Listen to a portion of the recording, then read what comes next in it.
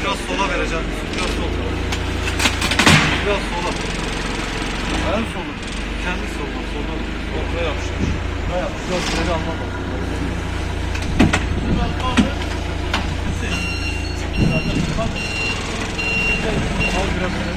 Kahramanmaraş merkezli olan depremin 3. günündeyiz. Hamdolsun ağırlı hayırsever vatandaşlarımız tabii ilk günkünden daha fazla gayretle, şevkle, azimle hamdolsun hayırlarını bizlere teslim ettiler. Bizler de şimdi nasip olursa bunları tırımıza yükleyeceğiz.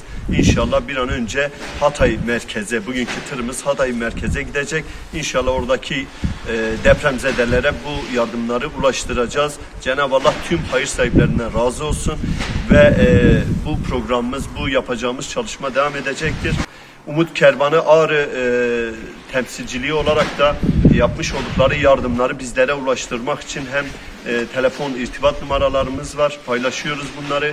Aynı zamanda Leylek Pınar Mahallesi'nde Umut Kervanı ofisimize bizlere ulaştırabilirler hayır sahipleri. Telefonlarımız var. Ağrı'daki vatandaşlar bizleri tanıyor. İnşallah bu sebeple yardımlarını bizlere ulaştırırlarsa inşallah bizler de bir an önce hızlı bir şekilde inşallah gerekli olan yerlere ulaştıracağız.